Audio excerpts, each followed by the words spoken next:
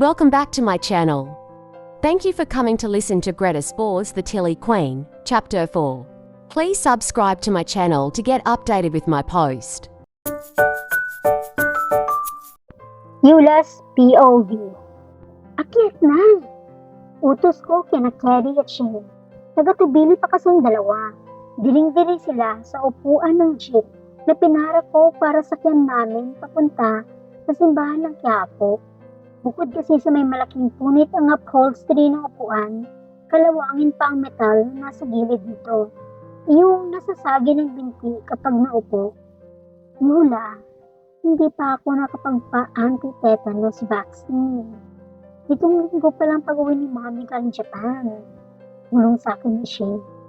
Ano ka ba? Buti kung ingungudngud mo sa kalawanging bakal, ipukin mo. Hindi naman eh. Inunaan ko ng dalawa pag-aakyat ko sa jeep. Sumunod naman sila. Pinagtinginan kami ng dalawang alin, may dala-dalang basket ng gulay. Nagagandahan sila sa amin. I smiled at them. Nagbulungan sila. Hindi man lang nag-smile back. Stop smiling at strangers, Yolanda. Kalabit sa akin ni Carrie. Nagabot pa ito ng 500 piso sa mamang driver. Nakita ko na patitig sa salamin, sa harapan niya ang mama. Sinalubong nito ang mga mata ni Carrie at sinabihan ng kaibigan kong wala siyang panukli. Mukhang aburido si Manong. How much ho ba papuntang Quiapo, kuya? Sabat naman ni Shane sa unahan ko. 8 estudyante, paklin ko. 8 lang? Gulat na gulat kami. We were expecting kasi na tig 50 kada isa sa amin. Dinig kasi namin, tumaas na naman ang gasolina eh. Hindi kasi kami nagko-commute. Katunayan, ngayon pa lang. Na-dare lang kami ni Tabatsoy kung kaya naisipan namin mag-jeep. Kadalasan, kung hindi kami inaatid ng sarili-sarili naming driver, ay nag-grab kaming tatlo. Kaso nga lang kanina, dahil na rin sa sulsul ni Taba, nagdesisyon kaming mag-jeep. Pinitensya namin. Ganon.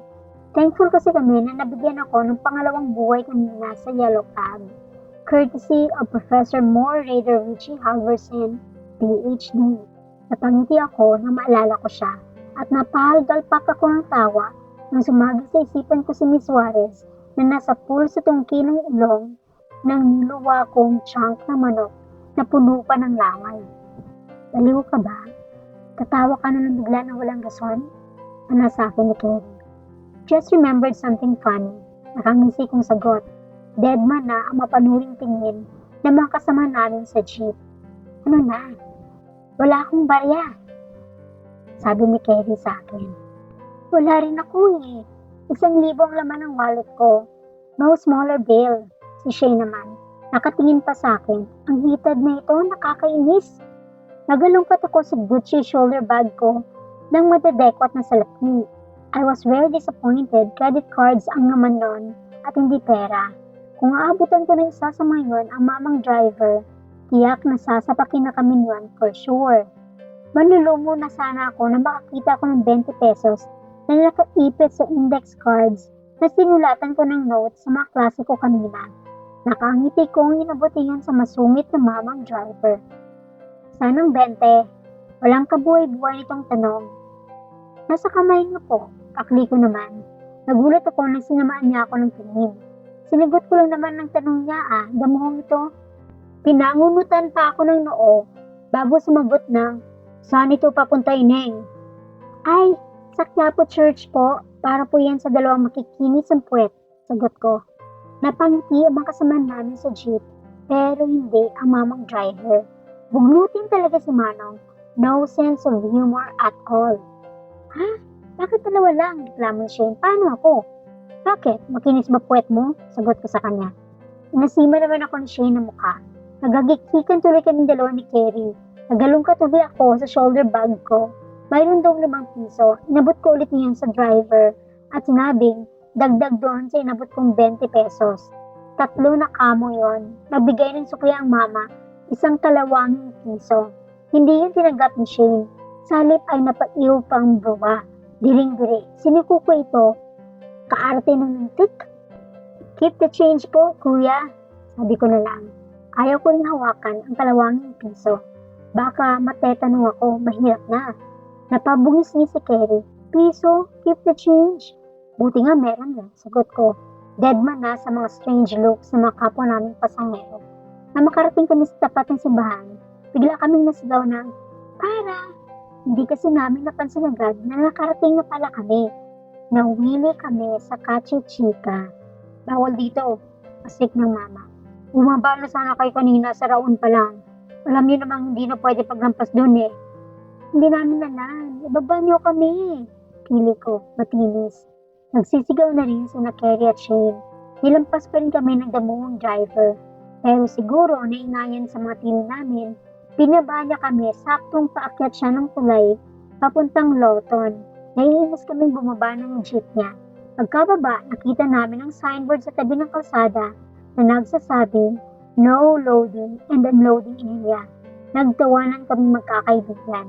Kami nga palang engot, pero ang tawang yun, saglit lang, dahil mataan namin sa bungad ng simbahan ang aming pinagpapantasyang guro at tila masayang nakikipag-usap sa isang napakagandang babae. Mistisa ang babae. Nakasuot ang uniforme ng isang pribadong paaralan na nasa U-belt din ang girl. Mukha siyang mahihin at hindi makabasag pinggan. In short, prim and proper, may breeding. Nakaramdam agad ako ng something. Mukhang matindi ang taste ni Moore Raider Rich Halverson PhD ah. Komento agad ni Kerry pagkakita sa dalawa. Iniinis ako. Nakatutok sa akin ang mga pupils eh. Girlfriend ba siya ni Sir? Si Shane naman. Diniin ang girlfriend. Iniinis din talaga ako ni sa pangtibang. Stop staring at them guys. Ano ba? Mahiya naman kayo.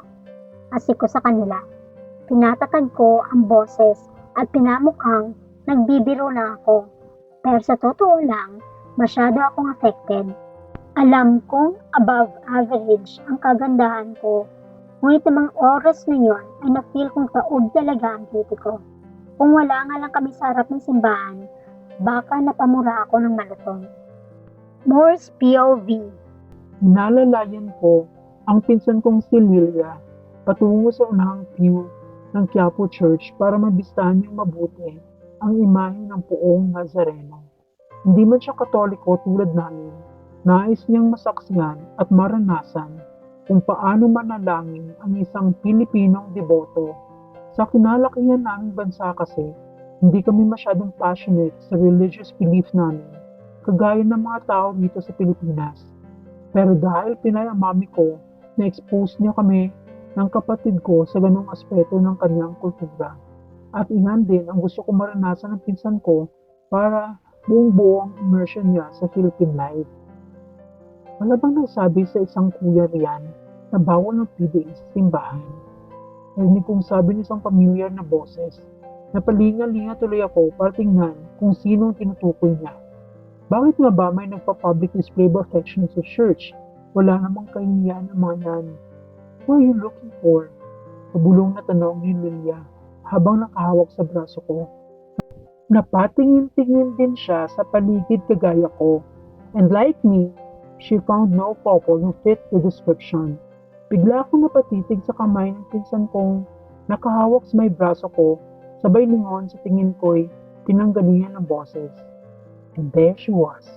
Nakaluhod siya at nakapikit na animoy nananalangin ng matainting. Sino ang lolo ko yun na? Napainumin ako. Let's go somewhere else. Bulong ko kay Lilia. Huh? Why not here?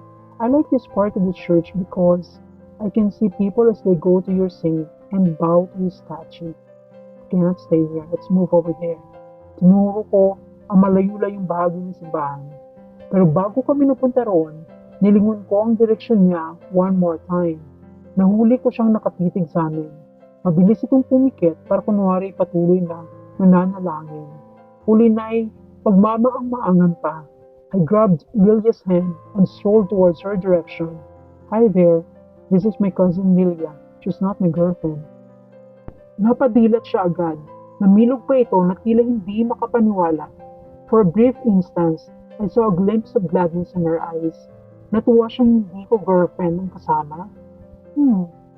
Oh, I was not asking more. I mean Professor Moore Raider Rich Halverson, PhD. Sagot niya na kinahagikik ng dalawa niyang kasama. Noon ko lang napansin na bumuntot pala sa kanya ang dalawa niyang alalay/friends. Maging si Lilia ay napabungis-ngis sa sinabi niya. Did my cousin pull the PhD thing to you guys? Fortunately, yes. Sarkastiko niyang sagot. Ikinatuwa naman nun ng pinsan ko. Noong makuha ko kasi ang PhD diploma ko, ay lagi ko nalang binubuntot yun sa pangalan ko sa tuwing nagpapakilala ako sa mga tao, kahit sa mga kamag-anak lang namin sa Iceland. Well, who wouldn't be proud? I earned my degree from Oslo University for crying out loud. Dumayo pa akong Norway para makapagtapos lang ng aking Doctor of Philosophy degree in Mathematics. By the way, I'm Lilia. You must be one of my cousin's colleagues. Napakamot-kamot ako ng ulo. I felt a bit uncomfortable. Alam ko kasing big deal sa mga babaeng edad at para mapagkamalan silang mas matanda kaysa sa totoo nilang gulang ay hindi maganda, lalo rito sa Pilipinas. Nang masuripan ko nga si Miss Anay, nakita kong hindi nga niya yun nagustuhan. Umasim bigla kasi ang kanyang mukha. Eula's POV. Ouch! Napagkamalan ako ang coding. Pambira naman Mukha na ba akong Tanver? I grabbed the front of my shirt with the name of my school printed on it and showed it to her. You see, only students get to wear the yellow t-shirt. This is our school uniform, sabi ko pa. Hindi ko na kinubli ang inis. Oh, I'm sorry. I really am. I don't know that. Well, now you know. Naiirita akong sagot. Ngingisi-ngisi naman sina Kerry at Shane sa tabi ko. Excuse us. Come on, Nil. At inakay na ng damo ang pinsan papunta sa pinakagilid ng left side ng simbahan. Ewan ko ba? Kahit alam kong pinsan lang siya ng maarte kong profesor, nakaramdam pa rin ako ng something. Ang weird lang kasi ng kapit sa kanya ng girl. Uso rin ba ang incest sa Iceland? Tanong ko sa dalawa kong kaibigan. Napanga nga sila pareho. Nagulat pa. Matagal bago nila nakuha ang ibig kong sabihin. Are you joking? Si Kerry. Nasa bahay tayo ng Diyos, huwag marumi ang isip. I think so, Yula. Di ba't wala pang 1 milyon populasyon ng tao sa Iceland? At dinig ko, when you trace each of the Icelandic roots, malalaman mong halos magkakamag-anak lang din silang lahat. Sabi naman ni Shane, sinursulan ng bad thoughts ko. Itam, baka nga naghahanuan din yun. Sabi ko pa, naiinis. Hinila ako palabas ng simbahan ni Kerry. Sabay sign of the cross. Let's go back to school na kaysa magdagdagan pa ang kasalanan natin dito. Ang dumi na ng takbo ng utak mo sing dumi ng kubeta. Kailangan na linisin ng muriatic acid. Morse POV. Pinangunutan ako ng noo nang sa pagpihit ko ng seraduro ng room ko sa science building ay nakalock ito. Nang silipin ko sa loob, nakita kong may 2 estudyanteng nag-uusap. Nakatalikod ang lalaki sa bandang pintuan at ang babae naman nakaupo sa desk ng teacher. I knocked on the door. Hindi kasi maganda ang itsura ng dalawa ng mga sandaling yon. I saw the guy looked at the direction of the door. Tapos, nakita kong bumaba ng desk ang girl. Nagkukusot-kusot siya ng mga mata. Si Miss Yolanda Anay? Hindi na ako nagulat na mapagsino ang lalaking kasama niya. Yung kabastusan niya sa Freedom Park. Tanghaling tapat, nasa school pa tapos nag-aanuhan. Talagang walang morals sa babaeng to. Hi sir, bati sa akin ng lalaki pagkakita sa akin. He didn't wait for my reply. Dire-diretso siya sa paglabas ng silid. Si Miss Anay naman ay naglupit muna ng gamit. Pagkakita sa akin pumasok, ay nagulat-gulatan pa ito. Nakikita ko sa kanyang mga mata na galing ito sa pag-iyak. Binati ko pero hindi ako pinansin. Patuloy siya sa kasasalansan sa mga gamit niya. Maya-maya pa, nagsipasok na rin ang mga estudyante ko. Nang makita ni Miss Anay ang mga kapwa estudyante na sabay-sabay na nagsipasukan, she waved at them. Tapos nang makita niya ako, ginitian niya ako at binati pa. Hi Moore, Professor Moore Radar. Inaas ko ang 2 kamay para patigilin siya. It's alright if you prefer calling me by my name, then go ahead. You do not need to correct yourself every time you say so. Really, sir? I need more? Nagsalubong ang mga kilay ko. She didn't get my sarcasm. Napailing-iling na lang ako. Naghandsalot pa siya sa akin. Nalabis naman kinatuwa ng mga freshies na mukhang saludong-saludo sa kanya. Binukso kaming dalawa. May nag-catcall pa. Hindi man lang nahiya si Miss Anay. Hindi nga siya kakikitaan ng discomfort. Sa halip, she looked like she was enjoying the attention. Noon ko lang napagtanto na ang asal niya sa akin may ibig sabihin. She wanted everybody to know she can give me peace, a professor. Napatiimbagang ako. Yun pala ha, kung yun ang gusto niya, edi pagbigyan. Eula's POV. Eula, o ano? Nakausap mo ba? Pumayag. Sunod-sunod na tanong ni Kerry na makasulubong ako sa pasilyo ng first floor ng science building. Napahinga ako ng malalim at napailing-iling. Hala, paano yan? Mababahalang tanong pa nito. Kung hindi pumayag si Ma'am Reynes, baka bumagsak ka nga sa Rizal. Patay tayo niyan. Hindi ka makakasabay sa amin graduate niyan. Stop reminding me of that, okay? Saka rin sa nega sa buhay ko eh. Ouch! Nag-aalala lang po. Buisit kasi itong rhetoric at Rizal pa major. Padabog akong pumakyat ng hagdan. To cheer me up, nag-withdraw ako ng pera sa BPI machine at dumiretso na palabas ng campus. Bumubuntot ang Kerry kahit hindi ko na kinakausap. Pachika ko sa'yo, sabi nito. You better make it good or else kakatayin kita. Sa estado ko ngayon, gusto kong makapilay man lang ng tao. Napagikik si Kerry. Pinutukan ko siya ng ballpen sa leeg. Nasiman kami ng mukha ng gwardiya sa gate. Nangitian ko ito nung ubod kami sabay sabi ng joke lang po. O anong chika? Walang girlfriend si Sir Moore. At base sa research namin ni Shane, ni hindi raw nagka-girlfriend ever. In short, virgin si Sir. Kung mayroon bang virgin sa mga boys, natigil ako sa paglalakad. Dahil umabante si Kerry, muntik na kaming magkabanggaan. Ano ka mo? NGSP si Sir? Hindi nga. Ang pagmumukhang yun, hindi ever pa nag-GF. Hindi ka lang pala bingi ang engot mo pa. Ang hirap mong makaintindi. Si Moore Raider Richarlison PhD ay isang birhen na lalaki. Hindi pa ever nakatikim ng biyaya ng Diyos. Parang hirap namang mapaniwalaan. Una sa lahat, ang gwapo niya at ang ganda pa ng katawan. Kahit sinong celebrity sa Pilipinas, titiyaya sa lalaki ngayon kapag ginusto niya. Pangalawa, lumaki siya sa Iceland. Ang mga tao roon ay nahihilig. Katunayan, one night stand is part of their culture sa pagkakaalam ko ha. Pinaniningitan ko na mga mata sa Kerry. Sigurado ka ba? Baka naman wala nga siyang GF pero maraming fling. Pwede naman kasi ganun eh. Ang hang niya. Sigurado akong hindi yan nawala ng babae. Wala nga kahit fling. Ang kulit mo. Nanlaki ang mga mata ko at napatakip pa ako ng bunganga. Lalaking gusto ni Sir? Shucks! Bading si Sir Moore. Halos ay naitili ko ng mapagtanto ang lahat. Hindi ako makapaniwala. OMG! Bakla si Dr. Halverson? Chorus ng isang grupo ng FAU students na nadaan sa tagiliran namin ni Kerry. Bago pa ako makareact, nakapasok na sila sa gate. Hoy, ano ba pinagsasabi mo? Naku, Yolanda. Ay, naku, Yolanda, Isadora, Nay. Lagot ka na naman ito. Moore's POV. Umiinom ako sa water fountain sa admissions building nang may marinig na alingasngas mula sa isang grupo ng mga estudyante. The girls gave me weird looks. May isang baklang estudyante na nakikilig na kumembot-kembot palapit sa fountain. Hi, sir! Naku, sinasabi ko nga ba, sir, the first time I saw you, I thought to myself, this guy is one of us. At umiti ito ng ubod tamis. One of us? One of the Filipinos? Is that what you mean? Kung sa bagay, mukha nga naman akong banyaga. Pero kung makikilala nila ako, malalaman nilang mas matimbang ang dugong Pinoy ko. Malakhak ang baklang estudyante. Bago pa ako makareact, may umakbay sa aking colleague. Ito ang sinasabi nun sa akin ni Mary na naghiwalay sa asawa dahil lumantad bilang bading. Hindi sa may pagka-homophobic ako, pero ang weird na akbay niya sa akin. Lalo na nang pinisil-pisil niya pa ang balikat ko.